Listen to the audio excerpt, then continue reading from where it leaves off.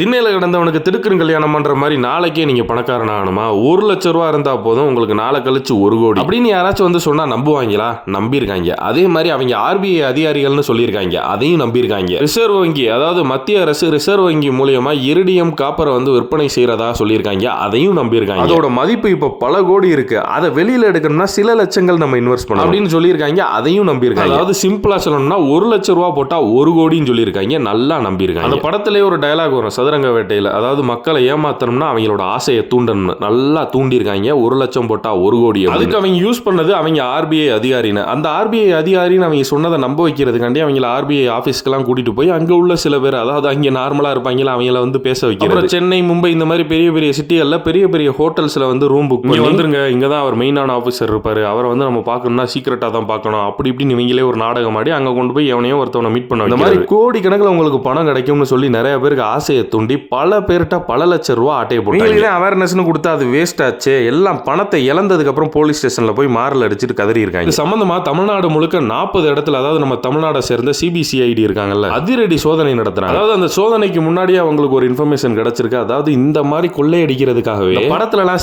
சிண்டிகேட்ன்றாங்களா, அந்த மாதிரி ஒரு பெரிய ஒரு மாஃபியாவே செயல்பட்டு இருக்காங்க. தமிழ்நாடு முழுக்க 2 நாளைக்கு முன்னாடி CBCID நடத்தின அதிரடி சோதனையில கிட்டத்தட்ட 30 பேர் கைது செய்யப்பட்டிருக்காங்க. அந்த 30 பேர்கிட்டையும் விசாரணை போயிட்டு இருக்கு. அதுலயே முக்கியமான நிறைய பேரும் கைது செய்யப்பட்டிருக்காங்க. அதாவது இந்த சிண்டிகேட் அப்படின்றாங்க, அதாவது ஒரு குரூப் மாதிரி ஃபார்ம் பண்ணி வச்சிருக்காங்க. அதுல பெரிய பெரிய புரோக்கர்ஸ் இருப்பாங்கல்ல, அவங்களையும் போலீஸ் கைது பண்ணிருக்காங்க. 3,500 கோடி, 4,000 கோடி, 5,000 கோடி, 7,000 கோடி அப்படின்ற மாதிரி நிறைய திட்டங்கள் இருக்கிறதா. இந்த மாதிரி ஸ்கீம்ஸுக்கு, ஒவ்வொரு ஸ்கீம்ஸுக்கும் வந்து இத்தனை லட்சம் ரூபா நம்ம போட்டோம்னா இவ்வளவு ரூபா உங்களுக்கு கிடைக்கும்ன்ற மாதிரி ஆவணங்கள் எல்லாத்தையுமே போலியா ரெடி பண்ணி, அதாவது இந்த RBI கொடுக்குற மாதிரி அந்த டாக்குமெண்டேஷனை பூரா வந்து RBI மாதிரியே ரெடி பண்ணி, கூடவே அந்த இரிடியம், அந்த காப்பர், இதோட வீடியோ எல்லாத்தையுமே அவங்கள்ட்ட காமிச்சு அவங்களோட ஆசையை தூண்டி. இவங்களுக்கு பின்னாடி இன்னும் எவ்வளவு பேர் இருக்காங்க அப்படின்ற ஒரு விசாரணை CBCID எடுத்து போயிட்டு இருக்கு. ஆட்டையை போட்ட காசெல்லாம் நிறைய இடத்துல இன்வெஸ்ட் பண்ணிட்டாங்க, இடம் அதெல்லாம் வாங்கிட்டாங்க, அது எல்லாத்தையும் கொஞ்சம் கொஞ்சமா ரெக்கவர் பண்ணிட்டு இருக்காங்க. ஆனா இன்னும் என்ன வைத்தறிச்சலா இருக்குன்னா, இந்த மாதிரி மோசடியை 2025 ஆயிருச்சு, இன்னுமா நம்பி பணத்தை போட்டு ஏமாந்துகிட்டு இருக்காங்க இந்த மக்கள்.